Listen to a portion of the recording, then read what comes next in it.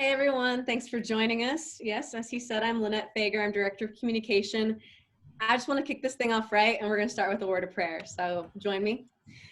Dear God, thank you so much for the opportunity we have, the technology we have to be able to come together in this unique way and learn more about how we can solve problems through you. And thank you so much for all of these students and parents and employees and everyone that's here that's just interested in knowing more and being able to be here and be part of the Forester Nation. Give us clear minds and the answers that you want us to share, Lord. We love you. Amen. I'm going to go ahead and kick it around so some people can introduce themselves and kind of share a little bit. So we're going to start it off with the leading lady, Dr. Sherlin Emberton, president of Huntington University. Thank you, Lynette, and Quentin, you as well. I am thrilled to have an opportunity to participate in this. I occasionally get a chance to engage with students through Zoom. More at the beginning, I think, of March and April and May than I have lately, but it's good to see everyone. Many of you have texted me or sent me emails, and so I've had a little bit of an opportunity to visit with you. I want you to know that many of the people that you're going to hear from tonight have been working nonstop since March 25th on how we were going to begin a new semester, even though that semester didn't start until next August. And so some of the questions that you're going to have tonight, the answers are very easy, and those were things that we could lock down a long time ago. Others, every day we make a decision, and a couple of days later, we get better information. And so we're able to react to that. Also, I think sometimes the more people that disseminate information, sometimes the more the information kind of morphs. So this is a little bit of an opportunity not to say, I don't really understand what you meant by when you said X. And so we have some people on the call tonight that can answer those questions. And I want you to know, fair warning, I've told all of them, we can say we don't know. We don't know the answer to that yet, but we're working on it. So even right before this call tonight, I was on a call with the National Athletic Association, and they've made a couple of changes, I think very positive changes. So just last 5 minutes ago, more changes were happening with just athletics. So that's just one area. I'd like to start with a scripture that I've been leaning on a lot, and it's a scripture that all of you know. It's Jeremiah 29. And it says, for I know the plans I have for you, declares the Lord, plans to prosper you and not to harm you, plans for hope and to give you a future. So we got to hang on to that, because the world many times has given us the message, oh, we can't get through this. I don't know how this is going to happen. The whole world is going to be different, and maybe it is going to be different, but it's not different to our Lord and our Savior, who's walking ahead on all of this. And so I have held on to that encouragement that He has no harm intended for me. He has a reason to give us hope. And so I want to pass that hope on to you today. And our staff and faculty have been very hopeful through this whole process. And many of you, it's been so sweet. You've reached out to me and texted me and just said, Dr. E, just wanted to tell you I'm thinking about you today. Hope everything's going well. And that really means a lot to me. So I want you to know that those were always really joys when that happened. I got 2 today. I also want you to know that our priority has been since the beginning, the long future. And I've told this many times to faculty and staff. Our preferred future, our long view, is to be able to seat our class in the fall, where our students can come back, they can look at Lake Snowtip, they can try to sneak into the hub as they're doing the construction, but don't tell Ron Coffey you're trying to do that. They want to be with their faculty. They want to be with each other. We know you do. And so we're doing everything we can to do it in such a way that maybe it's different, but it's still doable. And so we're working on that. So I love something Ron Coffey said earlier, I think on one of his videos, that different doesn't have to be bad. And so that's one of the things, Ron, I don't know if you know that or not, but I've got that written on my desk. Different doesn't have to be bad. So I'm hanging on to that too. I want you to also know that I'm depending on you. You say, Dr. Emberton, what do you mean? I said, I'm depending on you, because I'm depending on you to prepare to create a new pathway for success this semester with us. Remember, nobody's ever done this before. I know there was the Spanish flu and they had their own circumstances, and we've had lots of challenges, but nobody's ever quite walked through this before. And so I know that we are going to have to work together. Even from the minute you step back on that campus, we're going to be challenging things that we're doing. Is this working? Is this right? Is this actually giving us the experience that we need? Are we being as safe as possible? Or 30 days down the road, has this practice, do we need to relook at it? We might can do that a little bit different. Maybe we can lessen a little of what we're doing here, and maybe we need to strengthen over here. And I give you the example when we first started talking about how to get our campus safe, you know, how to make things work.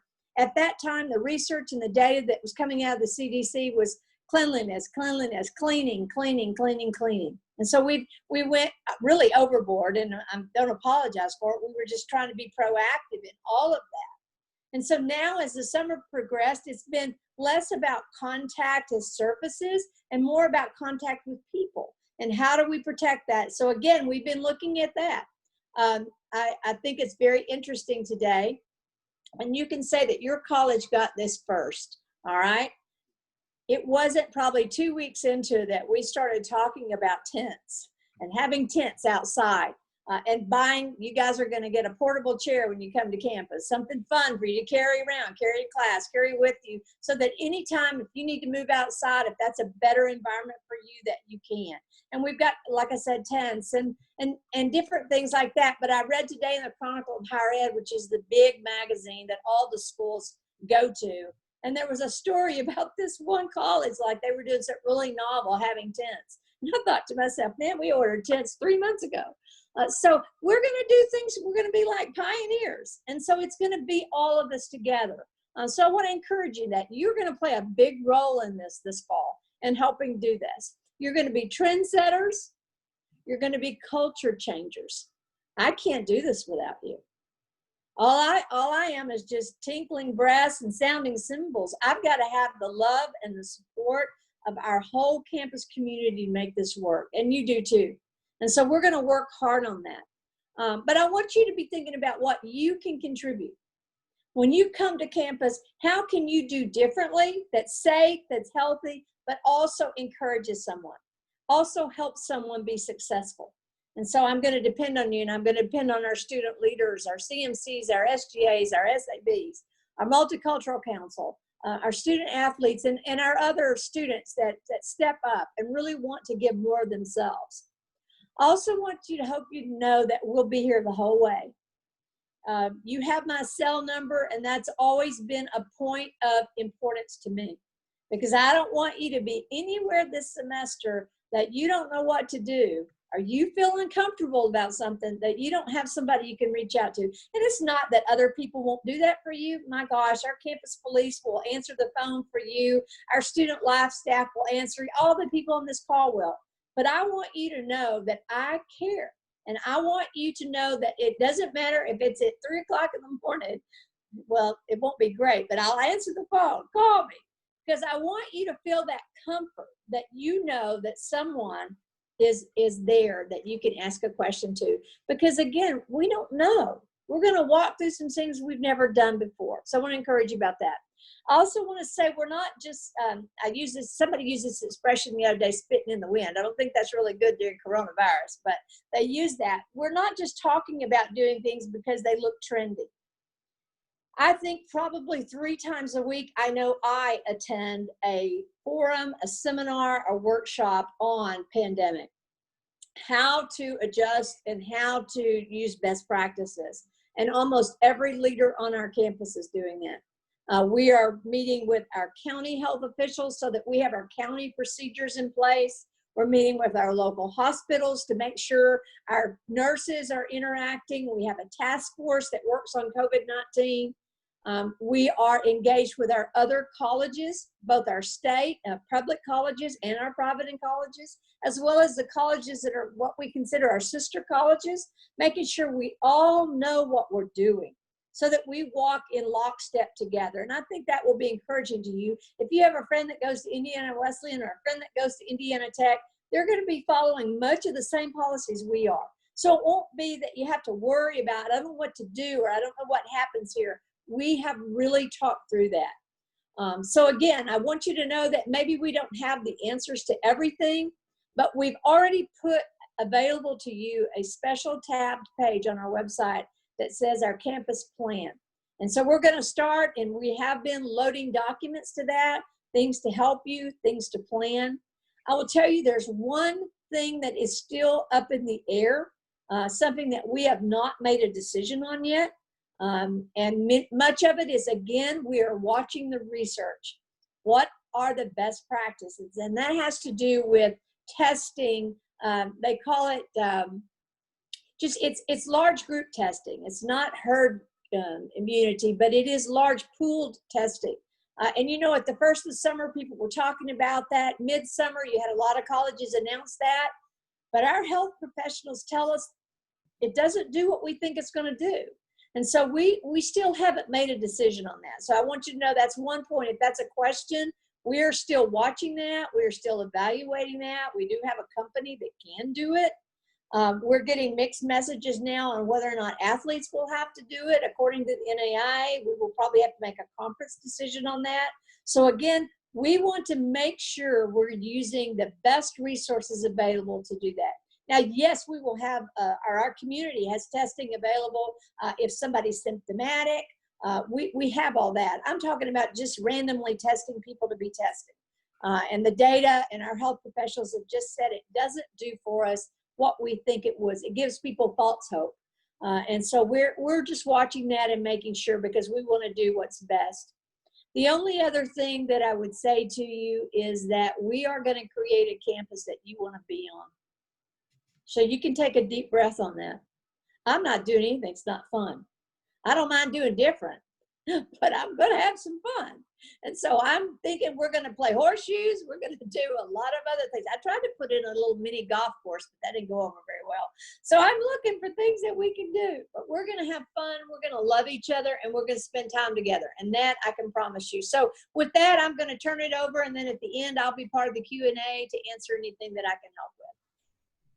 Thank you so much, Dr. E. All right, Luke, it's your turn. Luke Fetters is our Vice President of Academic Affairs and Dean of Faculty, so he'll start setting up some information there, and take it away, Luke. Yeah, I just wanted to talk a little bit about what we've prepared related to the academic experience that you're going to have when you come back in late August. You know, we've gone through every room on campus, and we've looked at it thinking about how can we put the right number of students in here that keeps the students safe, and at the same time allows students to be with their faculty face-to-face in classes. And so we've done a whole lot of calculating. We've done a whole lot of rethinking. The registrar's office has gone through and reassigned some of our larger classes to other spaces. And so what you may find if you go into your class schedule is you may see that your larger classes in particular maybe are assigned to Zerker Auditorium, or to the upper level of the Dining Commons, or to the Black Box Studio Theater or Heiner Hall. We even have some classes in College Park Church Family Life Center. And you know, we did that very intentionally because our priority was to have full classes meet with their professor face-to-face. And I think out of the 300 and more classes that we have, we only have 3 or 4 classes that are going to need to meet hybrid. So this is just, it's just, I'm excited that we're going to have you face-to-face with your profs. I wanted to address the lab spaces that we have. It was so fun for Dr. Degetz and I to walk through the lab spaces with the various faculty. So with the DMA faculty in the DMA labs, and with the science faculty in the science labs, and with the art and music faculty in their spaces, and to think creatively about how can we accomplish these lab purposes in the spaces that we have. And so sometimes maybe some students are going to be using an adjacent lab. Other times we're going to be putting up some partitions between lab spaces that allow folks to work a little closer together than 6 feet. But we've got some great solutions. And what I want to encourage you with is that the faculty and the administration have approached this challenge with an attitude of how can we make it happen? And that's prompted a whole lot of good creativity. As Dr. Emberton mentioned, we are going to have those 3 large tents. One of them is going to be behind Becker Hall. One of them is going to be outside the lower level of the dining commons, and one of them is going to be in the Art Annex parking lot. Those locations may change, but that's where it looks like they're going to land at this point. We're not going to assign any classes to those, but I already had a professor today reach out to me and say, I want to reserve one of those tents for the first 2 weeks of classes because I think that's going to be a great environment to get my class, to get my course started this semester. So you may have seen on the things that we've put on the internet or on our website that you will wear masks in public spaces in the academic buildings. But once you're in the classroom, it will be up to the faculty member to determine what's the best situation for masks, given the social distancing that you're going to have in those classrooms. Here's what I'm excited about. Students may rediscover Richland Library. That library is beautiful, and there was a lot of space in Richland Library for you to spread out and study or meet with a few friends. And I think students are going to discover that we have a really nice building on campus that's seriously underutilized.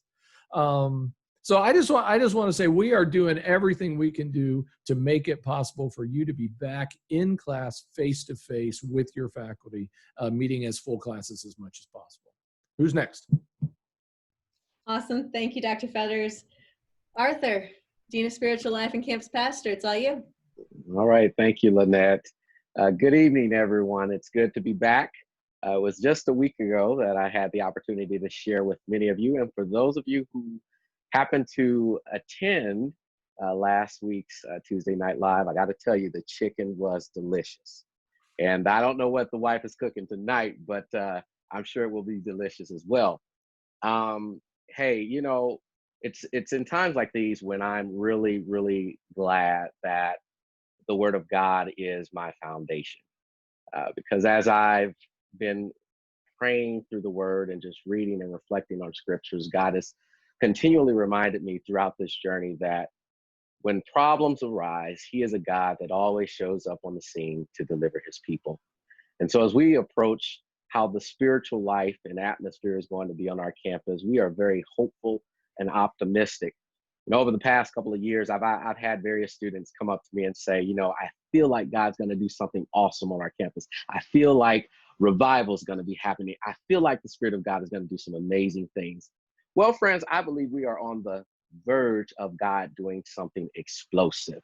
I know that, you know, the shift to most of our spiritual activities being virtual may be interesting for many of you, but we still have a plan. Yes, about 95% of what we do will be done through Zoom. It will be done through Facebook. It will be done through many different virtual platforms, but we have a plan. And as we've done in the past, we want you to feel as if you have some ability to choose your spiritual diet. We still plan to provide you at least 2 chapels per week. We still plan to provide you with weekly devotions. We still plan to provide you opportunities to be a part of fantastic small groups that are covering topics that are of interest to you, with great resources that will allow us to dive a little bit deeper. We're still planning, and I need you to pray with me on this.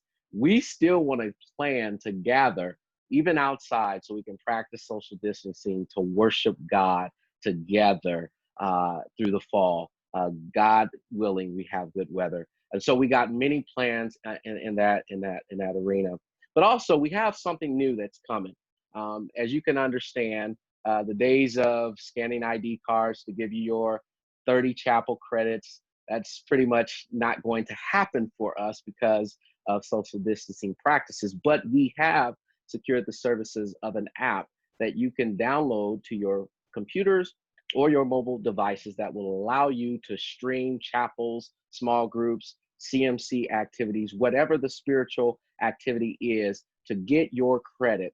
And so I'm excited to provide you more information coming in August on how to sign up for that awesome service and things of that nature.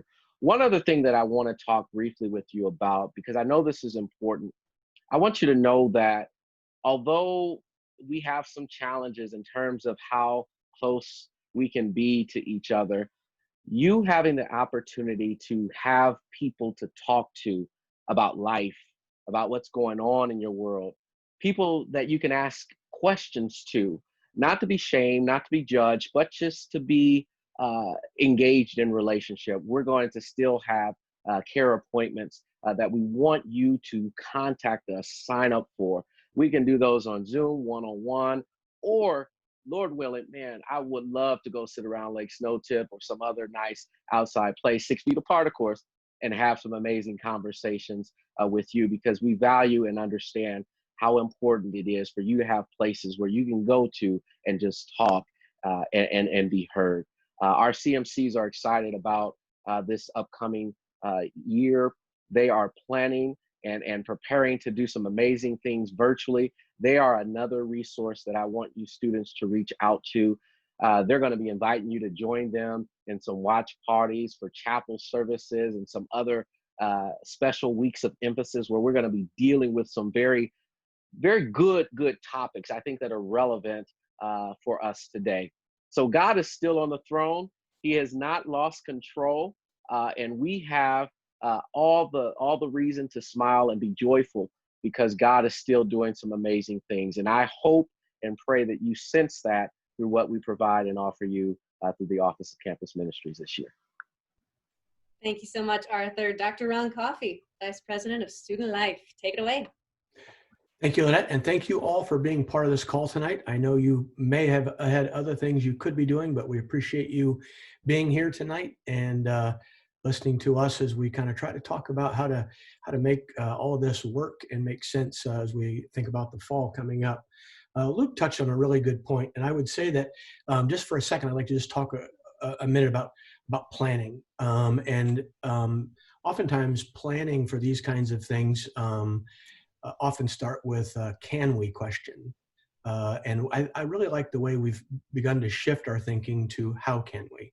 And there's a really distinct difference between those two questions when you start planning. One is a yes or no, and the other is an assumption that there's a possibility that we can actually create an alternative, a creative alternative to something. And so I do appreciate the fact. And I think a case in point is we heard a lot of feedback after last week's session about especially residence hall lobbies and so forth. And so we kind of went back and we said, you know what, maybe we're asking the wrong question. Maybe we need to ask the question, how can we? And so it appears to me that if we social distance in the right ways, that residence hall lobbies can be a place where students can connect and gather. We're probably going to ask you to wear masks, quite frankly, just again, for everybody's safety. But we think we can pull that off in that space to allow people to visit from other residence halls, commuters, those kinds of things can have some hangout space there. I know a lot's been said about the tents already, but obviously those don't have a closing time. Those don't get locked up. So those are available pretty much all the time. And I realize there may be some cold and rainy nights that tents won't be a great option, but maybe the residence hall lobby will be a great space for you all as well, for sure. I can also tell you that I know Lauren Frischman, our SAB director, her and Brian Jaworski have been working hard on trying to think about how do we do some of our great fun traditional events? How do we keep those on the schedule? I know that they're working on those things very hard, and when their student staffs arrive, there'll be a lot of student input in that process as well. And that's the other thing I want to say along the way as well. You all have provided some great feedback already on some of the things that you've been hearing about in terms of our planning. And it's essential that we continue the feedback loop and that you continue to give us your observations and your ideas about how you think some of these things will play out. And we'll do our best to evaluate those or reevaluate situations that may already sort of have a policy or a protocol attached to them for sure. I know the Friesen Center also is working hard, or at least the director, and has reached out to her staff over the summer, is working hard also on what does service look like on a campus where we're really not trying to send people out necessarily to the community, but what does it look like to do projects here on campus, that then we can maybe send the fruits of those projects out to the community as an act of worship on our part, or following through on our commitment to service as believers here. So at any rate, a lot of really good things are happening, planning, trying to again make our campus feel as much as we can like a normal academic year and so forth. So a lot of good planning. But again, I want you to know that we're trying to start with that question of how can we, to give us the impetus to really try to think outside the box and creatively on some of these issues. And during the Q&A time, I'm certain there may be some other things that you are curious about, and I'll do my level best to answer what I can, and what I can't, certainly we'll go to work researching a good answer for you. So thanks. Ashley, we're going to kick it over to you. I'm sorry, actually, Lynette, I am so sorry, but I almost didn't do my job well here. And I've had the pleasure of having a few really great Zoom conversations this summer with Ashley Spirik, our student body president. And her excitement for this coming year is contagious. She full well knows what is ahead of us and some of the challenges that we face. But she has also chosen to really kind of approach this year in a positive way and ask questions about how can SGA help? How can SGA engage in helping with some of these important issues in the safety of our campus? So Ashley, would love to have you just take a few minutes and talk about some of the excitement you have for SGA and for the opening of the fall semester. Yeah, thank you so much, and thanks for having me. It's great to be here. It's great to have a platform to speak and to share some thoughts and aspirations that I have. But first, I just want to talk about SGA a little bit, because I think we might have some incoming freshmen here. And even if we don't, I'm sure that some people might have questions. So SGA, basically our Student Government Association, we act as a communicative bridge between the students and staff, administration, and faculty. So we have certain subcommittees within our overarching SGA. So for example, we have an academic concerns committee who works closely with Dr. Fetters. And so if you have a concern relating to academics, you could contact us, and then we can be that bridge between the students' concerns and administrators that need to be contacted about something. So I just first wanted to start out by saying we're here for you, and you can contact us throughout the year, and we want to do our best to be available, especially since we are experiencing so many transitions. And I know that you all not only will have concerns or questions, but also ideas. So we welcome students to be creative if they have potential ideas or solutions, or if you see something that maybe other people don't see, you can bring that up, and we can bring that up wherever it needs to be brought up. So yeah, that's a little bit about SGA. And I really like what everyone else has already said about how we're asking questions of how can we do X, Y, Z rather than can we. And I'm just really excited about asking those questions and working with all these incredible people who are on the Zoom call to ask how can we create and foster community like we have in past years, and maybe even more so this year, despite COVID-19 and so forth and so on. So yeah, that's a little bit about SGA.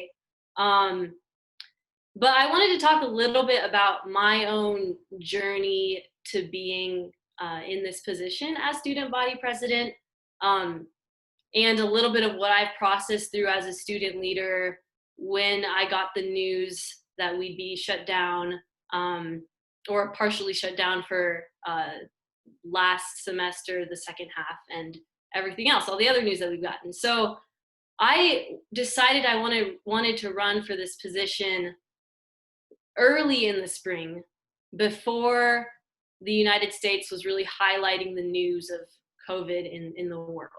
And so I didn't even anticipate that what we're facing now would even be a reality. So I decided to run, and I got this position. We went on spring break, we got the news, and then it hit me. I was like, oh no, what are we going to face? And I knew somewhere deep down, I knew this is not just going to be for the next few months. This is probably going to affect not only the next year, but it's going to affect probably the next 10 years, like for our medical professionals, and it'll just be around. So it's like deeply sunk in during spring break. I was with some friends and I talked to them about it and everyone was scared. But anyways, that's beside the point.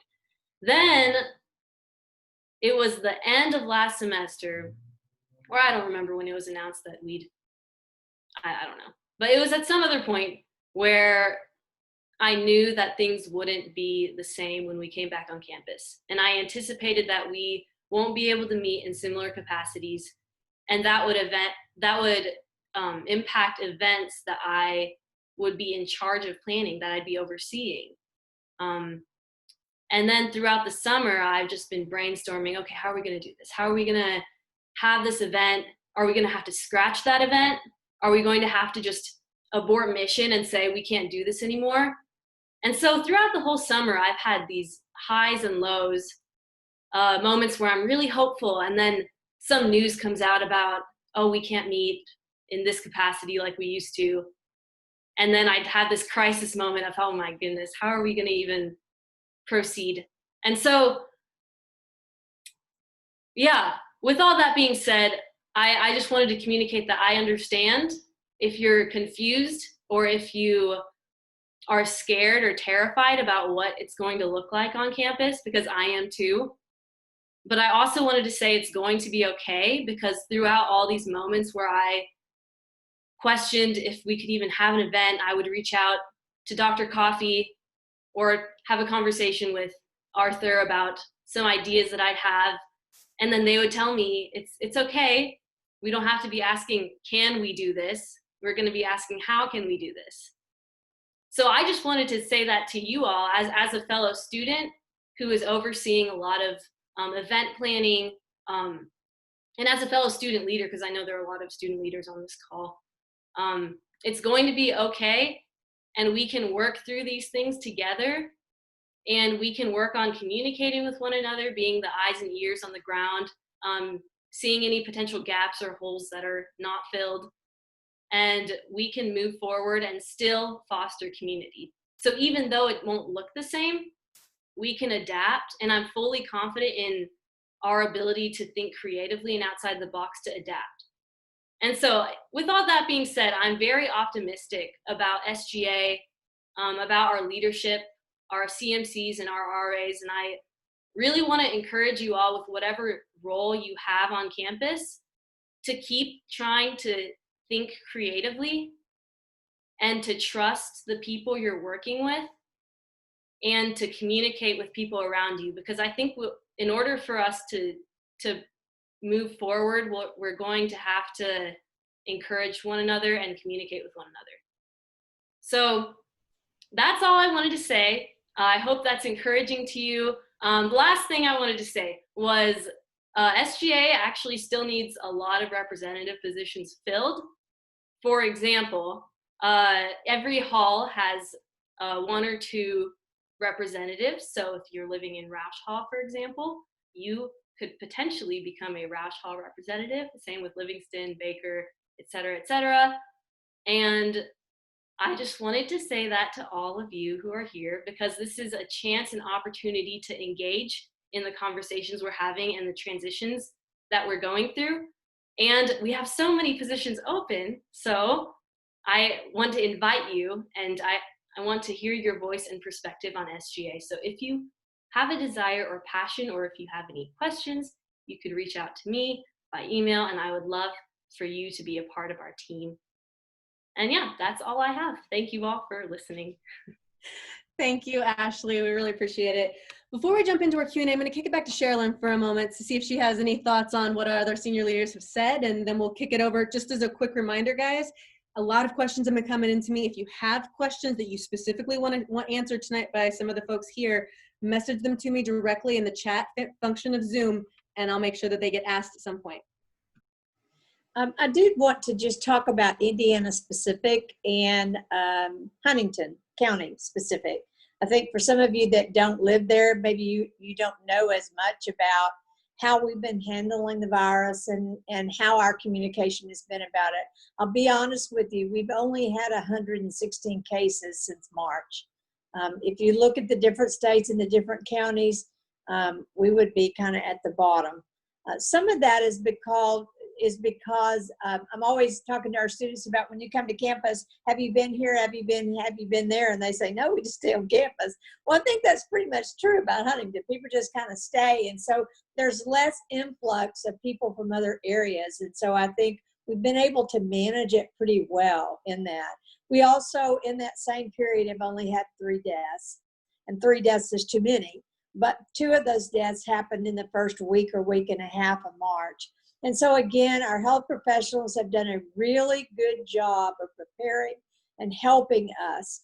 We also obviously are at very minimal use of our ICU beds, very minimal use of our ventilators, all those scary words that people are always throwing around.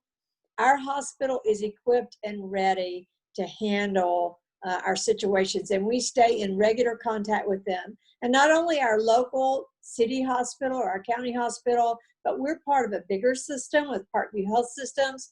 We are a preferred partner with them, and so we have opportunity to have the access to the very best health care there is. And so I feel really good about that, really positive about that, and much of our trench work has been in that area, is making sure that we can take care of our kids. I think I'm going to start with the QA with this. Dr. Emberton, do you think, and I'm making this question up, I'm making my own questions. Wouldn't that be great if your professors would let you do that? Dr. Emberton, what happens if I think I've come in contact with somebody who might be sick? Because a lot of times we come in contact with, we don't know what they have, if they have a cold or flu or whatever. And so we have actually worked through those protocols. And so again, I go back to that planning page, but we really have thought through. There's a great chart there. And so we are going to walk through. We're going to have you have the telehealth that you can immediately reach out to. We have our own student life people who can work through. We're, a stone's throw away from the health clinic, and we are less than a stone's throw away from the hospital emergency room. So actually, we're perfectly located to handle that. And then you might say, well, Dr. Emberton, what happens if we have so many cases that we need to just stop for a while? And we've really been working on that. And our health providers say that it would take it would just have to be an amazing epicenter event for us to have to do anything other than maybe stay out of the public buildings for 4 or 5 days, allow us to go in and clean those and come back. So we also have places for you to isolate.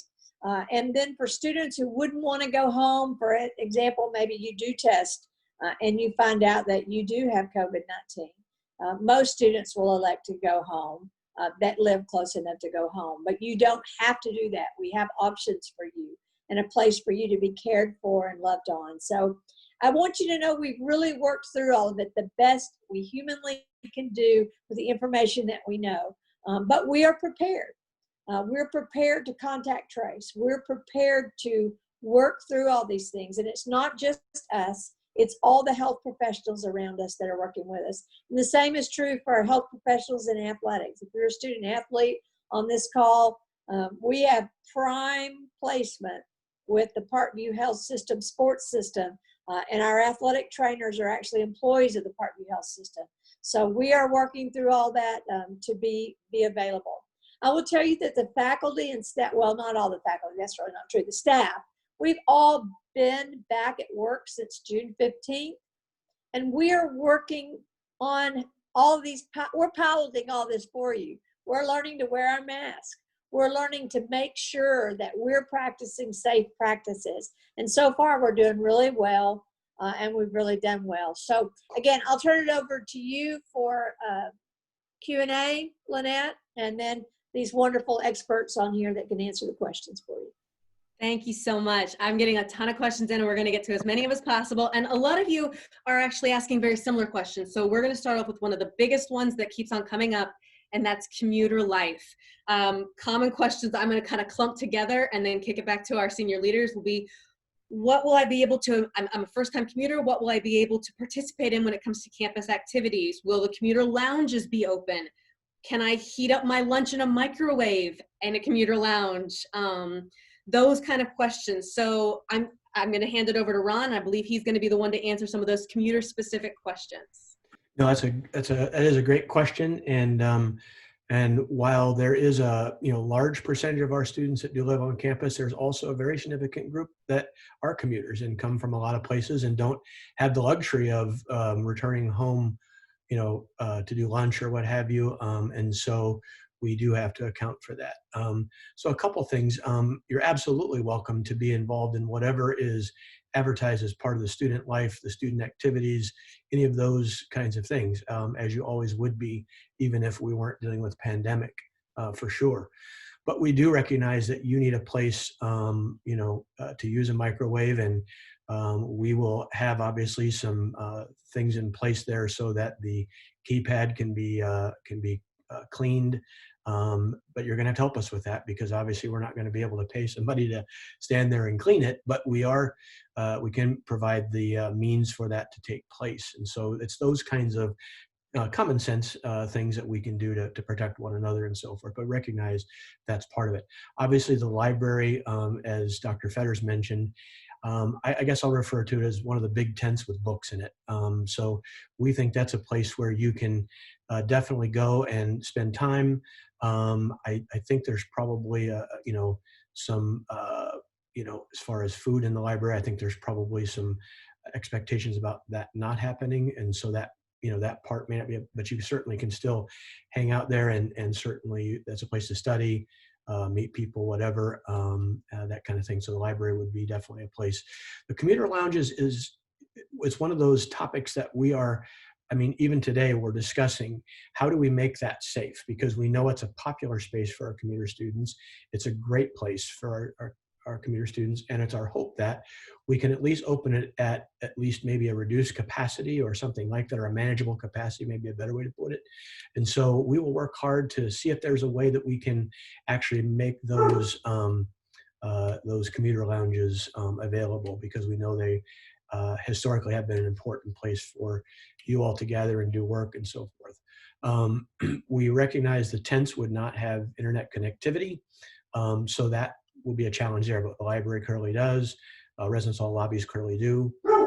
And also, excuse me, also the commuter lounges would as well. So at any rate, yeah, so we have been thinking a lot about the commuter life. I would also say too, that if you're a commuter and you find that you have been sick and you're not sure if it's COVID or not, you haven't been evaluated or you're going to be evaluated, those kinds of things, I would strongly encourage you to let student life know, let us know, so that we can check on you and find out how your symptoms are, how you're doing. Obviously, we're not medical professionals, but we're definitely concerned staff members who definitely want the welfare of our students. And so we can at least provide resources, guidance if you need them. But just let us know for sure if you are there, and then we will, in all likelihood, probably pester you a little bit on Zoom to just kind of get feedback in terms of how you're doing, how you're progressing, and so forth. So we're going to do the same with any resident students that become ill or need to be isolated. We're going to be checking on them each day, at least once a day. One of our staff will check in with a video conference and make sure you're doing well and what your symptoms are like and how you're progressing, so forth. So that's maybe a little longer answer. I do apologize, but I did want to cover a few things there for commuters, because it is something that's certainly a population of our campus that we certainly want to pay attention to and take care of. For sure. Thank you so much, Ron. I'm actually going to follow it up with a couple questions that came in about commuter life while you were talking. And this kind of dovetails with another question that we've been getting pretty regularly. First of all, commuter asks, can I enter any of the res hall lounges? Am I allowed to enter those? Another one asks specifically, can I enter the res hall, like actual room areas, not just the lounges, but inside there? And then others are asking the question, can I enter another res halls lounge? I know we kind of talked about this, but I just want to get those questions specifically out there for students. Yeah, no, that's great too. Let me do my best to clarify those. So, yeah, so we have basically said that the Baker Rausch main lobby will be accessible for students from other residence halls, as well as any commuter students that want to go hang out or study or what have you. And also the same would be true for Wright and Hardy's main lounge. At this time, we are restricting access to the living quarters section of residence halls. We know that may seem difficult and challenging, but our goal there is we recognize that's a tougher place to social distance. Our residence hall rooms are not huge, and that's just a tougher place to social distance. And so we are kind of drawing the line there, but certainly opening up those main lobby spaces for students to hang out. And clearly there's a upper and a lower for Wright and Hardy, and then there's the large lounge that's available in Baker Rausch as well. Awesome, thank you. Let's switch it up a little bit because we're getting a question that came in specifically for Arizona. Coming from Arizona, what's it going to look like when it comes to quarantining? Is it required? Do I have to? Do I not have to? I'm not sure who the right person is to speak on Arizona's behalf. So let me start with that. To be honest with you, it's going to follow a lot of the protocols that we're using at our Randalia site as well. And we have done the same due diligence there. We've built plexiglass separators for our labs. We've done the same and Dr. Fetters could address that part. I won't address that. But let me talk, we will follow the same safety protocols. Do you have to quarantine? Well, of course everybody does. If you come in contact with someone with COVID-19, yes, you do. If you don't feel well, you don't come to school. And so you would just notify your professors and we would work through that. Other than that, do we force people to quarantine on our campus or somewhere we put them? No, in Arizona, and that's because we don't have residence halls. The main reason we have to worry so much is that we are actually providing housing for about 600 students on the Huntington main campus. And because of that, a lot of our rules don't really apply to other sites, but we do have some common rules. So you would follow the health guidance for that county. You would follow, I think it's Maricopa County. Jeff Berggren, who is out there, is working specifically, standing in the gap there, meeting with people, making sure that we're following the same protocols, as well as Russ Deggets, who is our COVID-19 coordinator for the university, is also doing that. So the answer, if the question is, do you have to quarantine somewhere where the school tells you no? But we would require the same things we would require in any business or any place that you might work or any other school, that if you've been exposed to the virus, we would ask you to stay home. We would maybe not call it quarantine, we would call it isolate. But we also have professors who are ready to work with you. So Dr. Fetters, I'll let you handle it from the academic perspective, what that might look like. Oh, I'll just say that both in Arizona and here on our campus, you know, we are anticipating that from time to time we're going to have students who are not able to participate in class face-to-face because they've either had a high exposure to someone who is COVID positive, or perhaps they themselves have tested positive, but they feel fine. And so they're perfectly able to participate in class, but they're not able to be present face-to-face for a period of time. So our faculty are thinking through how are we going to make classes available either synchronously for virtual participation, but also how are we going to make classes available asynchronously, perhaps for the student who isn't feeling well or the student who is in a different time zone and can't be with us on campus. I think that probably answers your question, so we'll go with that. All right, we're going to follow up with a question that a couple different people asked in the same time that you guys were talking yet again, is if I'm coming to Huntington home campus from California, I've got California, Arizona, Pennsylvania, and I'm sure other states are represented here as well. Do I have to quarantine when I come to campus, I believe is the question they're asking, or what does that look like when I return to home campus from different states? Ron, do you want me to take that, or do you want to take it? Let's start with, if you're coming, and I listen, we understand the questions. If you're coming from an area that is a epicenter, hot spot, whatever they're calling it, whatever trendy word they're calling it right now, but you've had a significant outbreak and a significant number of cases. The smart thing that you could do for us is to make sure that you stay in isolation as much as possible before you come back to school. You know, if you know that you're somewhere where there's a really high risk just getting out and being with public, that you might be exposed, I think the safest thing for you to do is to stay close to home, much like what we're doing here. I'll give you an example. I've come to Texas for a couple period of time here this summer. And so I've been to Texas. I know Texas right now is just a hotbed. And so I'm making sure that I am protecting myself.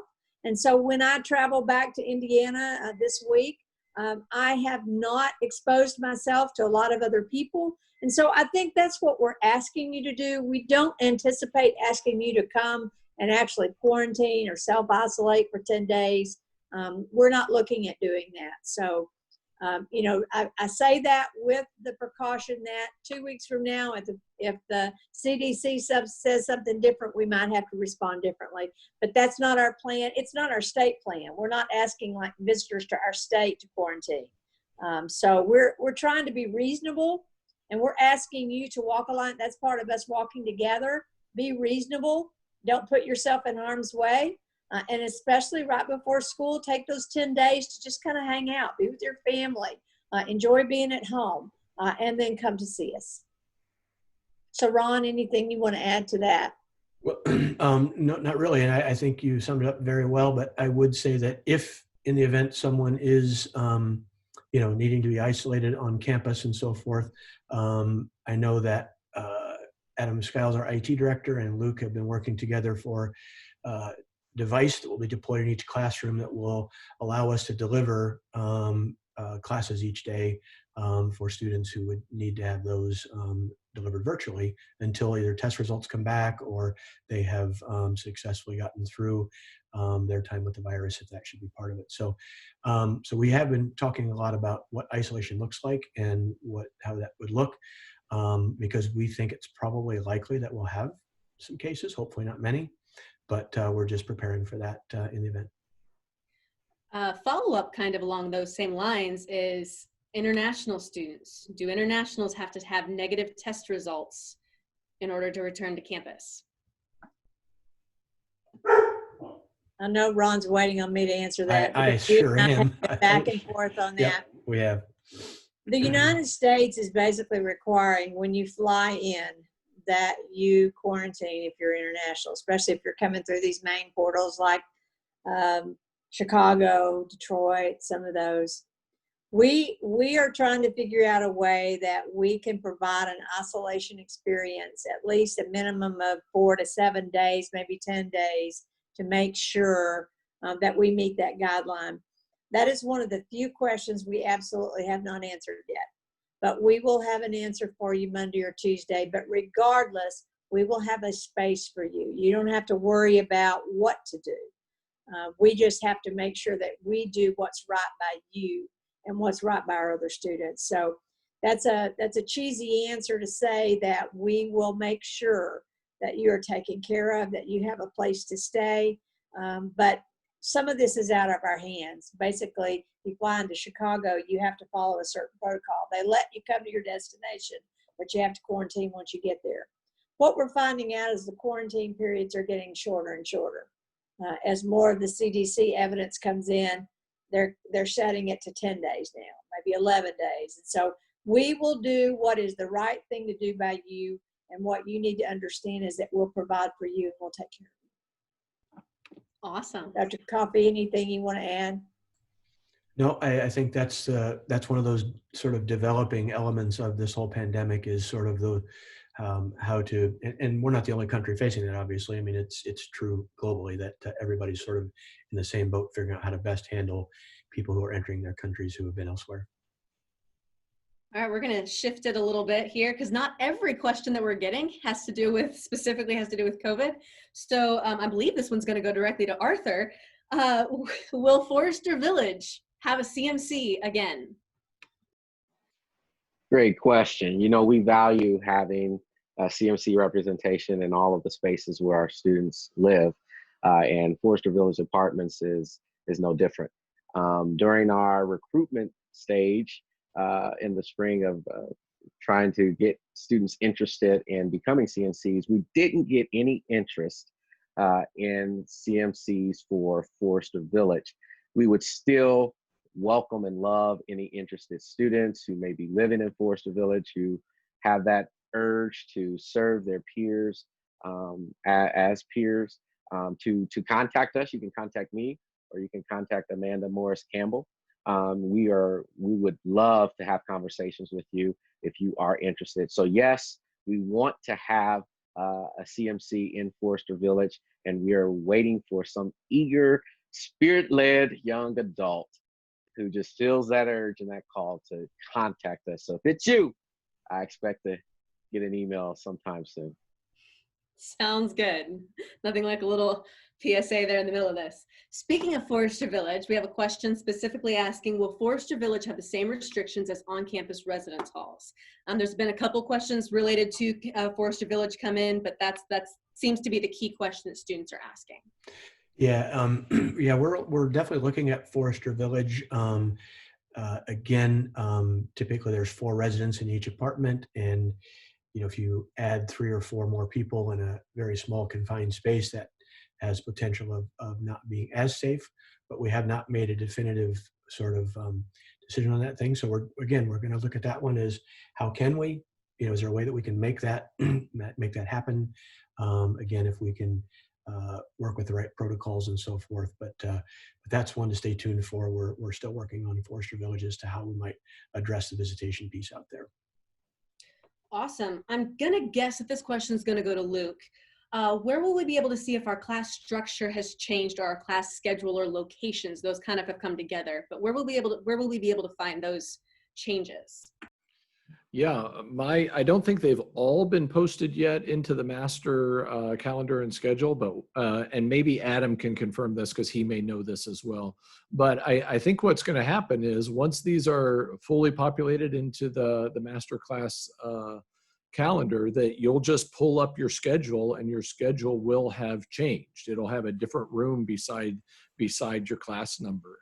So you're not going to have to go anywhere special to find that. You'll just pull up your class schedule again, and it'll have different rooms on it. Am I close to correct on that, Adam?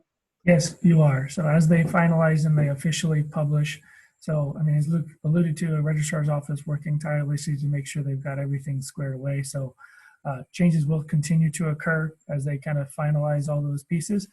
But in order to access your schedule, there are 2 really main core ways you can do that. One way is by going to the Huntington University campus portal, and that's my.huntington.edu. There's also a link to it directly at the top of our website as well. And when you go there under the Students tab, there'll be academics, and there's a click right there under the Students tab where you can click course schedule and see your course schedule. The other place you can too is the Huntington University also does have a mobile app, and you can download that Huntington University mobile app. And when you do, you'll have the option to log into the mobile app with the same credentials you log into the portal with, and you'll be able to also see your class schedule from there as well. Wow, set you up for a PSA too there, Adam, for the mobile app. Way to go. Very good, very good. Thank you. A question I've got from a few people, will there be a doctor or nurse on campus? At this time, we don't have plans for a doctor and nurse to be on campus. Dr. Emberton, in her comments, shared that we obviously have a very close connection and also proximity to Parkview Health, which is a very large health provider in this part of the state of Indiana, Northeast Indiana. And so we fully expect that there'll be great support for us there for students who might need to be evaluated or receive care in some way. So we also, again, I can't say about Forester Care as an option as well. That's a doctor that you can get literally on your device anytime, day or night. And it's important that students utilize that, because at least they can walk through a list of evaluative questions with you and help you determine sort of next steps and so forth. So at this point, a physical presence of a doctor or nurse is, I don't believe, part of our strategy. No, we moved away from that years ago because we couldn't provide the same service that the community hospital was willing to do for us. Literally, it is less than a mile, the hospital emergency room from our campus, and it is less than a half a mile from the entrance to the emergency health center or the health clinic. So we have immediate health care right there. You have the immediate telehealth through Forester Care. And then honestly, yes, we have nurses on our campus. We've got 6 who are there all the time, who are helping us think through all this. But we got out of that because we couldn't provide the quality of care that they were willing to provide us. So we feel very confident in immediate service for our students with healthcare. Thank you. I have a couple parents that have sent in some questions. One parent specifically points out that her children who attend have some health issues, some asthma, and some immune disorders. If they get sick, who will be checking on her kids and to make sure that they're doing okay, that they're not dangerously ill, which can happen very quickly with this? What does that look like? Yeah, so we will have staff that will check on students, as I said, minimally once a day via Zoom to kind of really just find out and be able to actually see them, how they're doing.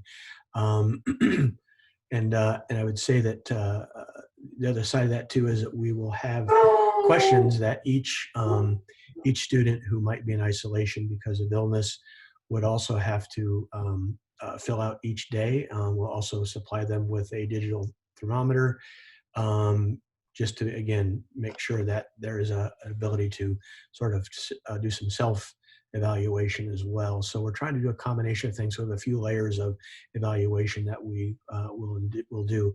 I will also say that we are working with our food service, who is committed to delivering hot meals, at least meals that are supposed to be hot, right, to each residence hall lobby, and then they will be distributed by a staff person each day for any student that needs to be in isolation. So that program, they have actually a menu specifically for students who are in isolation and so forth. So students would have some say. Obviously, they can pick from a number of items, but if they didn't, to get what they like.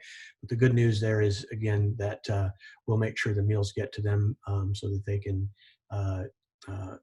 get their isolation time in and get all that they need to support them.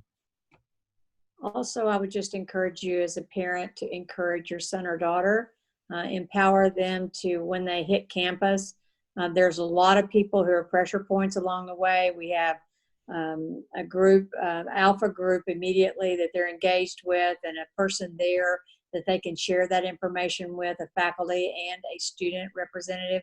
They'll have an RA if they live on campus, who immediately they can share that information if they have some existing health conditions that they would feel like they would want someone on that floor to know. So we have a lot of built in. We have a person that's totally responsible for academic success. At least I tell him he's totally responsible for it. That person is someone that the faculty reach out to. Let's say if a student is absent from class, maybe once too many, and just watching that and caring for that. So we've got a lot of protocols built in, but also one of the things that I think is really encouraged about our campus, we care for one another. We notice when someone's not where they're supposed to be, or someone doesn't seem to be acting or feeling right. We've always had a great network for that. So, Quentin, you were an RA, weren't you? So you're used to caring for students on your floor. How does that look like sometimes? Yeah, I think that the best thing that can do is, I think RAs are going to reach out to you in a lot of ways, but sometimes when you have 35, 40, 50 members of your floor, the best thing to do too is just be available and be honest and open with them. They want to hear from you. They want to talk with you. They want to experience this life with you. And sometimes that takes a two-way street of communication.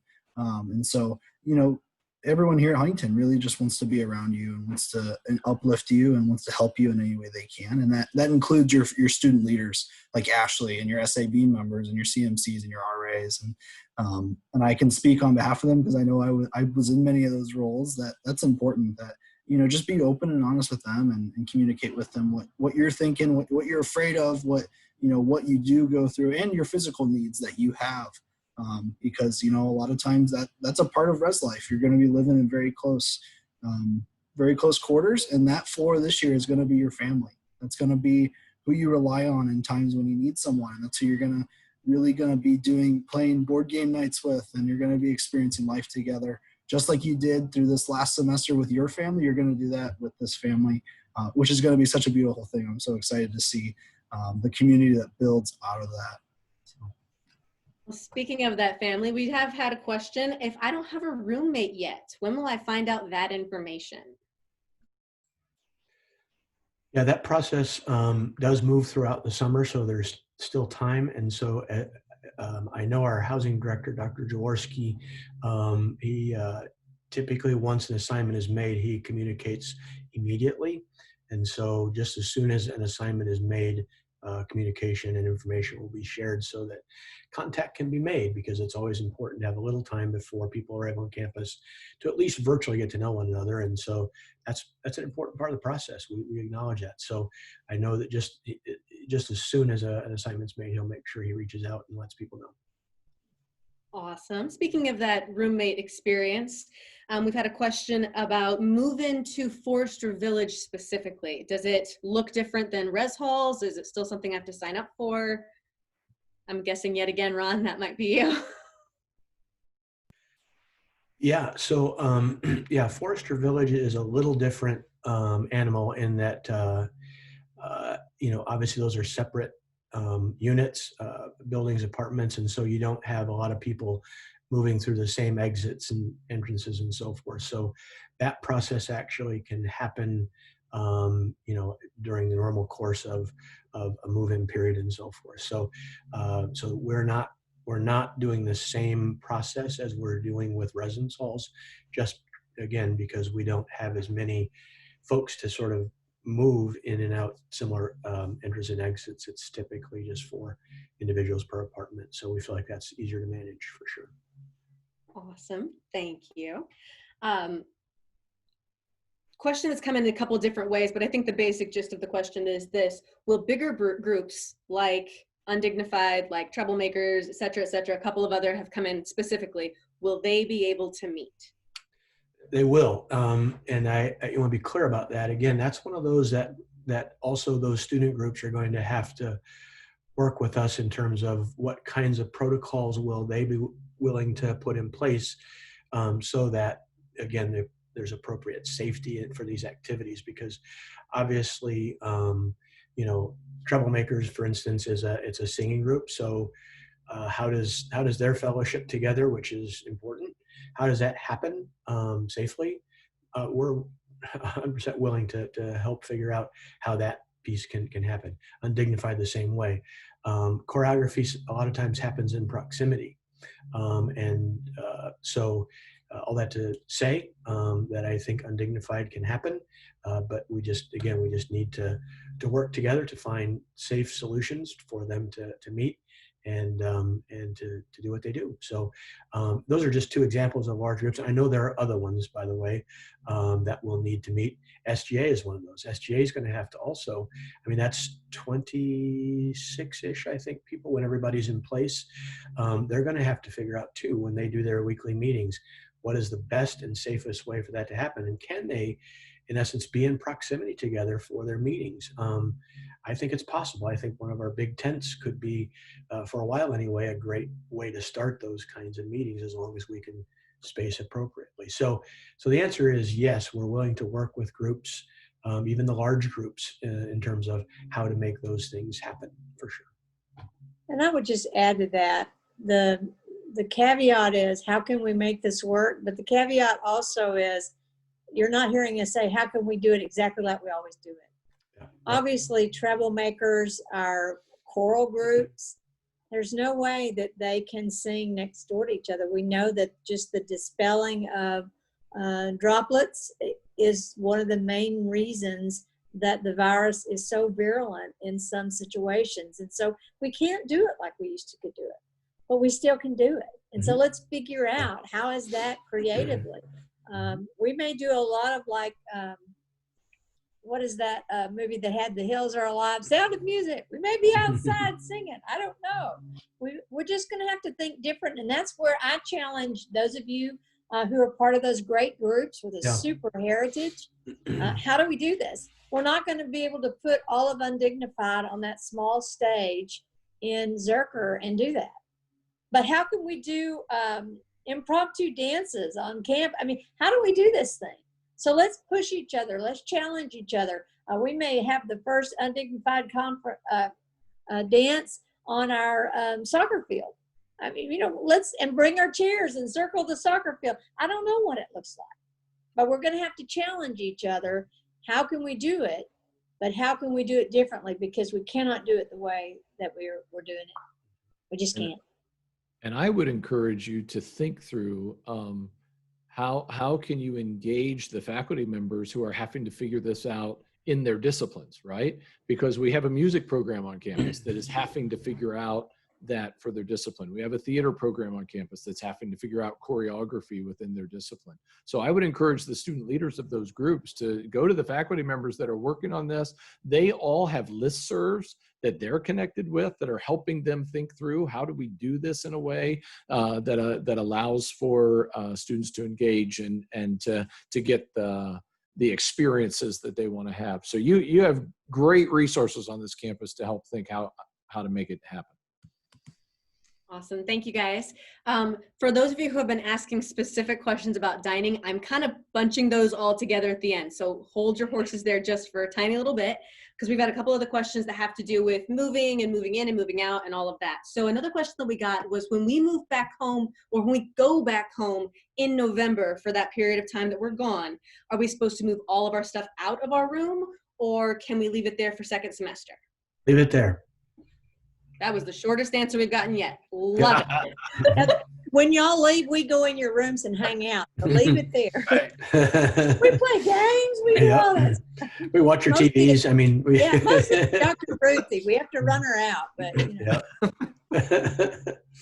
Wow. Okay. We may have just created some more questions. I don't know. The question that was the shortest, or the answer that was the shortest, became the longest. I did have somebody come in and ask, what does all this mean for J noise or joyful noise? ... sad face, sad face, sad face. Joyful Noise is still going to be singing. They're still going to be worshiping. They'll be providing pre-recorded worship sets for us and live worship opportunities on campus outdoors. Joyful Noise is only about 6 or 7 members, so they can safely space themselves while rehearsing, while recording the worship that will be associated with our virtual chapel. So they are still going, and they're actually going to be joining us here in a couple weeks to start that process. So they'll still be in business. Well, I just got a smiley face, smiley face, smiley face. So we made somebody happy. Another question that's interesting, will the process of picking up packages at the mailroom be different this year other than just wearing a mask? I don't know. Wow. Don't we got know. our first I don't know of the night. I was in the post office today and people were acting the same way. So I don't know. I have my mask on. I don't really know. I don't know how it would be any different. Maybe that's a Russ Deggett's question. It is. Dr. Deggetts, I know, has been working with the mailroom to figure out how best to do the parcel delivery. And so I believe that you'll see some specific information on that piece of campus life soon. Thank you. Again, we're getting some dining questions in, so don't sweat it, guys. I'm getting to those. Just want to wrap up the rest of the questions that have to do specifically with other things. We've kind of already answered this, but for those who may have tuned in a little bit later, can people in the same hall visit friends on different floors, i.e. Roush 1 go to Roush 3, and so on and so on? Anybody want to recap that one for me? That's up to Mr. Coffee. So residents within their own hall obviously can visit. I mean, one of the issues that we are going to confront for sure, especially in Forester Village and also in Miller Meadows, which have obviously the large kitchen spaces as part of their living space, right? And that is that we're going to have you help us with some appropriate social distancing because there's limited space there, obviously, but we can't. I mean, people that are on C plans, for instance, are going to have to, make a few meals a day, that type of thing. And so we just need to make sure that you work with us. It may be a mask issue, which I know is not the most comfortable thing in the world, but it may be what we need to do. But yeah, so the answer is people can go from floor to floor within their own residence hall. But as far as other folks coming from other residence halls into the actual living space of residence halls, that's the part that's where we're kind of drawing the line. Okay. Because of leaving after Thanksgiving, will teachers or professors be encouraged to finish classes before Thanksgiving / give finals beforehand, or will that not be happening? I can work with that one. What we have encouraged faculty members to do, and what we're expecting them to do, is to continue for 2 weeks after Thanksgiving with virtual classes, and then to do whatever that they would do during finals week, to do that also virtually. Now, that may involve rearranging the exam schedule. It may involve front loading some of the major projects in a course, or front loading the papers in a course, so that students, have full access to the library and things like that, while they're still on campus. But no, we are not anticipating that we'll be abbreviating the courses by 2 weeks, but it may involve some significant syllabus rearrangement than how the course might have typically been presented. 2 questions that I think I can recap, but if somebody wants to add on to them, because some of these are questions that came in later. Will we be required to do a daily temperature check before going to class? It sounds like the answer to that is still no. Am I correct in that? Looks like I'm correct in that. Awesome. That's correct. And the only difference would be if you happen to be a student who is in quarantine or isolation, whatever word you prefer, they would do a daily temperature check, but students would not generally be asked to do that. Okay, and it's one other question that's come in a couple different times is what will Olympiad look like? It sounds like we're really going to be doing our best as we can to make Olympiad happen, just with social distancing and masks. Absolutely, and the same is true with the hoedown. I mean, again, those things are part of our community glue, if you will. I mean, those are important parts of our experience here, and so we just have to figure out, is there a way to line dance with appropriate spacing? And I'm not a line dancer, so I'm the last person that should probably comment on that, but I will say that we're going to do everything we can to try to keep those pieces in place, because we know they're important to the student experience for sure. We do have a question that has to do with possibly incentivizing students. If all goes well on campus for several weeks or a month or whatever, will there be plans to progress us forward with an incentive to try to help people basically do the right thing? Possibly. I mean, it is an interesting idea. I'd heard that question a little while ago, and I thought that's a very thoughtful, perspective. And it might translate into, if we do a really good job of taking care of each other, for instance, can we then, relax some of the protocols in some ways? And, every state, in the union is having probably that same conversation is, are we doing well enough to sort of go to the next phase of opening or of relaxing in some ways? And so, that may be part of our thought process, but we have not at this point settled on any kind of incentivized program for people doing the right thing, although a good idea, by the way. Well, that one seems to have some thumbs up from a couple students. There you go. I can speak on this just a little bit. I mean, I toyed around with the idea of, like, what if we had some kind of a creative mask wearing competition? And like, we could use our SGA social media accounts, and you can tag SGA and, I don't know, show off your mask. I don't know, that's really like cheesy, and part of me thinks it's kind of stupid. But, if we're going to be bored, we might as well make some fun out of it. And there's so many creative people who probably have made some great masks. So I've thought about this question, and if anyone has ideas, I'd love to hear them. But it would be really fun to have some kind of competitions going on, and awards and prizes for it. And, food is always an incentive. So maybe we'll see some gift cards funded by SGA. Who knows? But it's a thought that I've had. So yeah, that's my thought about that. That's all. I would say that the greatest incentive is if people wear their mask and they social distance, we can stay in school and we can stay together. And we can have people who unfortunately may get sick, but we're able to provide a safe space.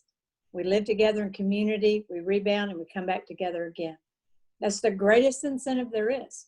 Because if we let our guard down and we create a place that's not healthy and not safe, then we'll be just like everybody else that thinks, oh, well, it won't happen to me. Well, it will.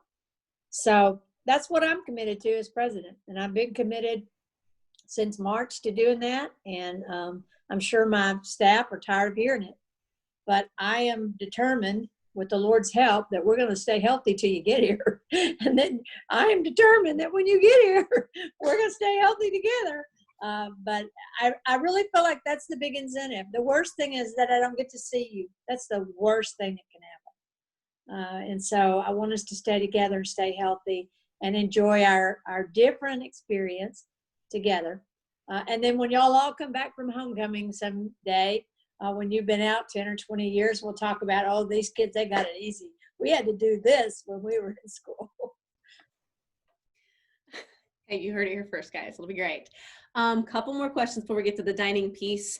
One question came in about what technology is available for those individuals who may need to stay in their room for class, or for those who are in social distancing or quarantine, isolation kind of thing. What types of things are available? And I'm guessing that's you, Adam. Yeah, I can help with that. So my team and I, especially for those programs that have very special needs with respect to different types of software and different types of services that they use to complete their coursework, we have worked very closely with many of our software vendors, and many of them in the spring extended services beyond typically providing free options to different things. Some of those pieces have not been extended, some have. And so we've worked very closely with our vendors to see what can they do to help us in the fall for those students who do happen to either maybe need to stay quarantined or isolated for a period of time. And so we're going to be putting together we have most of it together. We're waiting on some information from a few vendors, but we're putting together a frequently asked questions that basically lists all the various software resources being made available, how students can get access to them. Some of that will be also certain information will be provided by your faculty member related to those pieces. In addition to that, we also are reserving some equipment as well. If a student is isolated and let's say they have a problem with their computer, they need something quickly to help them still continue their work, then we're going to be setting aside some devices that the university will provide students to complete their coursework as best as possible. In addition to that, what we're also doing is how you can work with my staff. So I have an awesome and amazing staff, by far the best. I've been in IT for 20 years, and this is by far the best group of people I've ever worked with when it comes to customer service and making sure that the end user has what they need to do what they need to do well. And they do it with a smile, they do it with great pleasure and helping others. And so contacting our help desk first. If you have an issue, something's not working right or whatnot, contacting our help desk, and it's easy. The number's posted on our website, everywhere else, but it's 260-359-HELP. So you just spell out help on the phone, you call us. If you have we have phones in the residence halls. If you dial 4357, which is help on the phone, and there's also a quick button to directly come to us if you need to, you get to us. And my staff can do a lot of things to help support you remotely. And that's what we're going to be doing this fall, is we're going to be focusing on doing everything we can to support you remotely first, before it comes to kind of a big influx of students coming into our office or us having to come to where you are and invading in your space.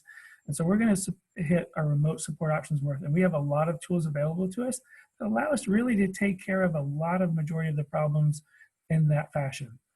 In addition to that, if there are needs, then what we'll be doing is there'll be special protocols on how equipment is either dropped off to us and how it is picked up. And as well as if we do need to come into any particular spaces to resolve an issue, how we handle and how we schedule that and how we make sure there's notification of when that's going to happen. So those types of things are just kind of some of the few protocols that we're putting in place for this fall. But we're still here, we're still smiling, we're still waiting, and excited to have you back so we can start helping you get with your faculty, get with your peers, and have an amazing experience. Thank you so much, Adam. Now I've clumped all these together at the end because I got a lot of questions because we made the announcement today that we're changing our dining service vendor. And so I'm sure people already had questions about dining services prior to that change, but this just opens up a new vista of questions. So I'm going to assume that we'll start off probably with Ron to answer some of these, but the questions that we're generally getting right now are, what will we be able to eat in groups? Will we have to eat outside the dining commons at all times? Will there be, what are the protocols that are being put in place to make sure that our food stations are safe and healthy and sanitary? And the list goes on. So let's just start with those, Ron.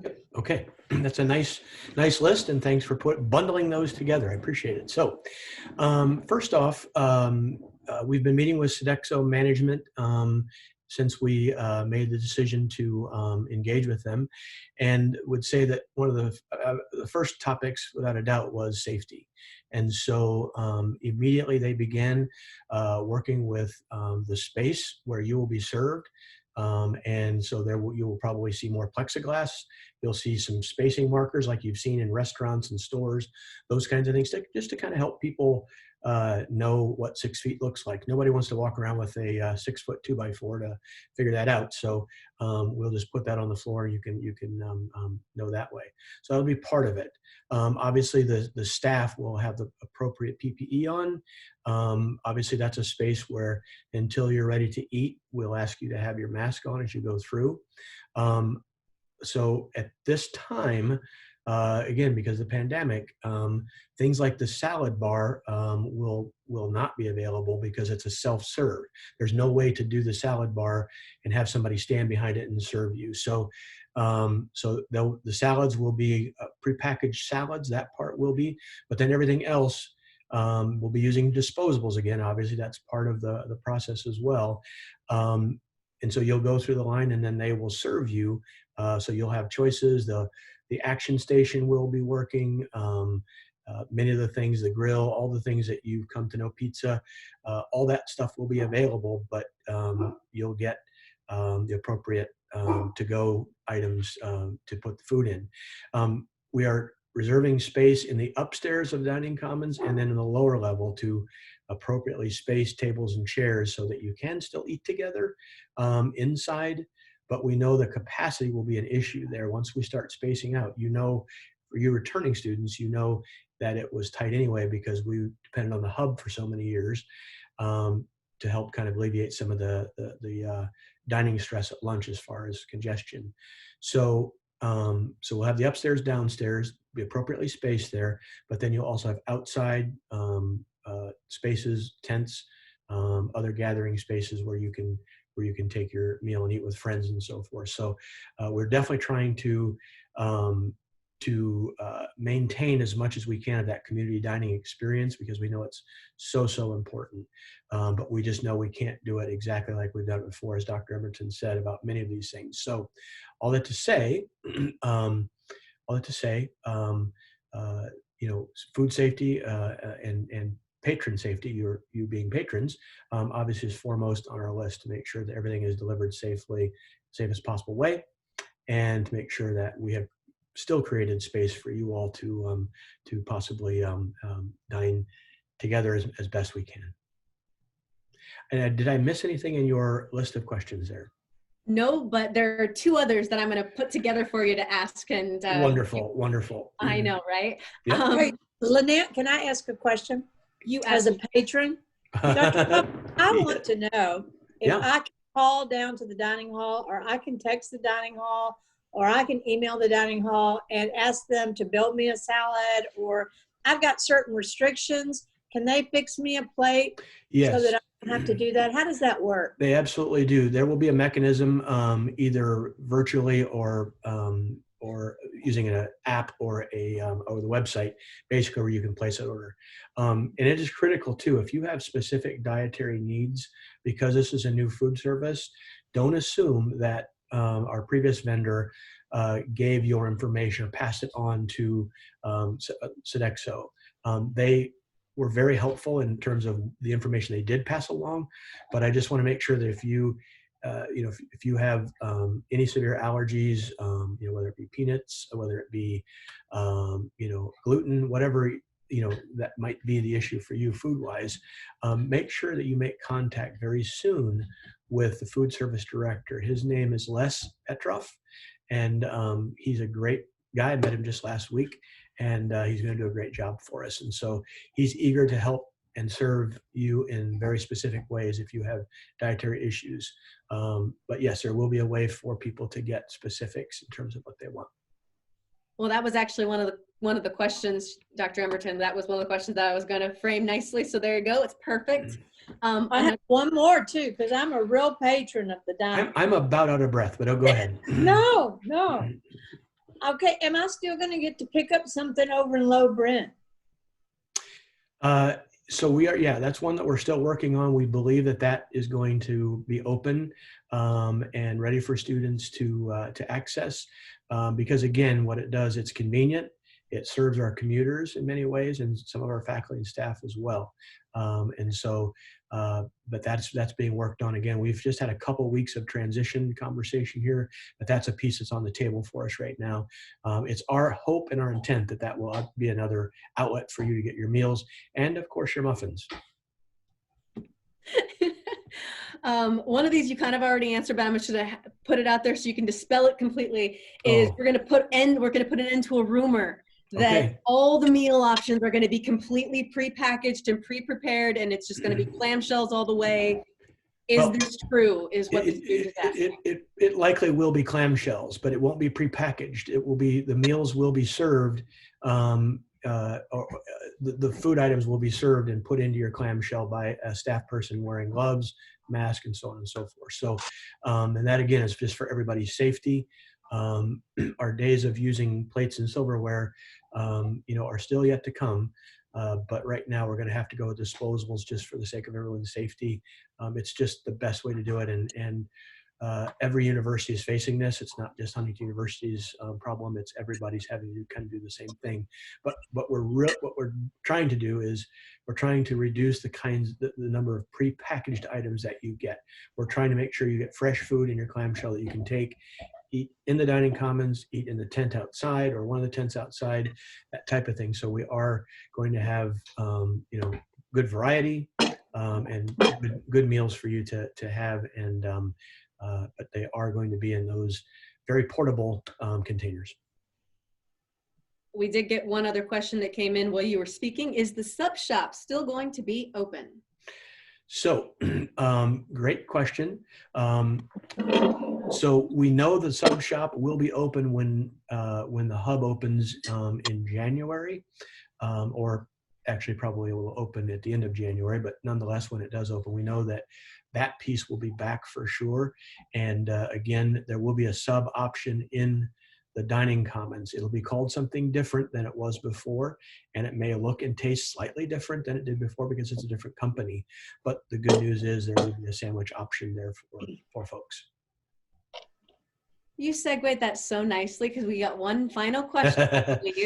The students are wondering, can we get a hub update or a hub date, as I like to call them? Yeah, we sure can. So, so the hub is really actually coming along nicely. We've benefited from a lot of really great weather, which we just can't always take for granted in this part of the state, but we've had very good weather. And so construction has gone along really well. A couple notable things is that, so the bookstore, which will go on the second floor, as you may remember from seeing plans, the bookstore on the second floor is being framed in.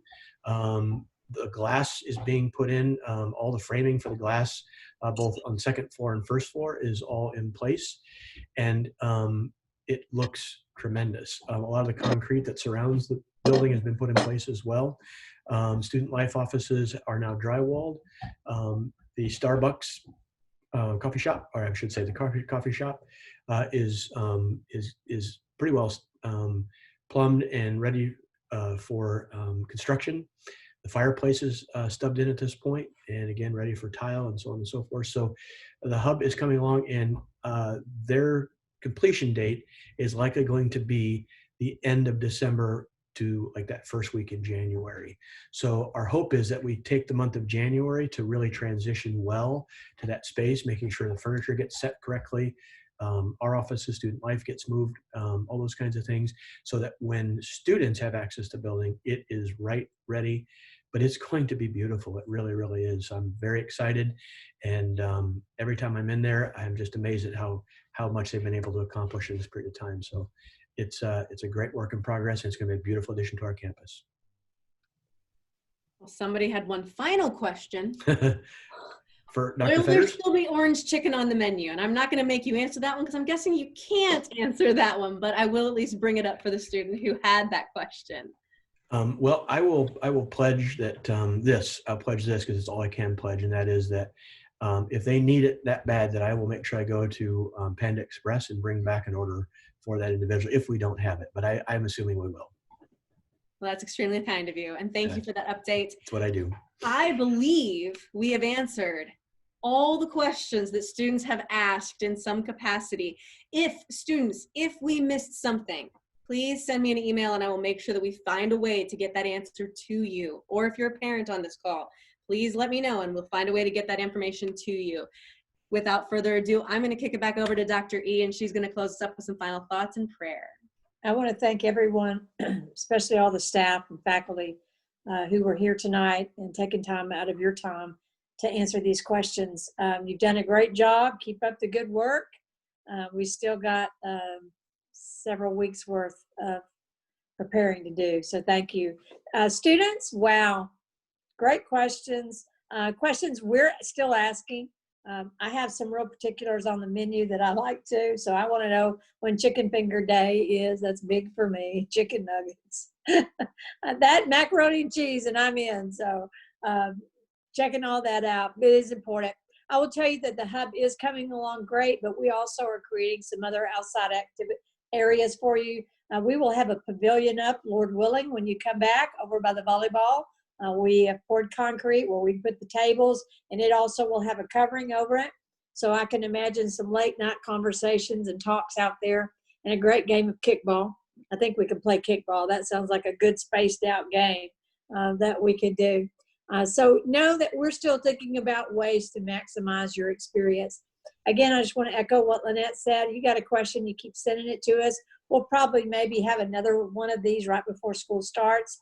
Just to update you if you're interested in anything. Stay tuned. I think FDN News is covering this. We continue to post to the campus planning page. Each of these people that were on the call today are more than willing to continue to have dialogue and conversation with you. Again, I'm depending on you. I'm depending on you to stay safe as you can in your environment where you are, to come to campus and help us stay safe together. So without further ado, I'm going to pray. Wait. Yes. Before you pray, just a quick reminder that we will be doing a Tuesday Night Live next week with IT Services, where they'll be giving more information. If you specifically are in one of those categories that has a high software or hardware needs, or if you just have questions about what that looks like, Adam is not wrong. His team is incredible. Be sure to tune in next Tuesday night to hear more from them and ask any more specific questions you may have. That's now we can pray. And I'm going to butt in real quick. I don't know if y'all shared last week, maybe you did, but we've hired a lot of new people. I'm excited about them that are coming to campus. They're excited about being there. So you're going to see some new faces that will welcome you in as well. So let me pray. And then again, don't hesitate. Please turn in next Tuesday. Adam and his staff will know all the answers that Ron Coffey and the rest of us didn't know. So that'd be great. Lord, thank you for this day. It's coming to an end, but thank you for your faithfulness. Lord, we are a little tongue-in-cheek sometimes about everything, but the reality is we're just doing the best that we can with what we know. Lord, you're going to have to bless these preparations. You're going to have to bless the work of our hands. We can't do it without you. Lord, I pray you watch over these students and their families. Give them confidence. Give them encouragement. Give them hope. Lord, as they walk through whatever situations they're facing with their families or their communities. Lord, bring us together. But the most important thing is that you bring us together for a purpose, Lord, that we honor and glorify you in everything we do. Lord, watch over those that are sick, those that have special needs tonight, and bless us, Lord. In your precious name we pray. Amen. Good to see everybody.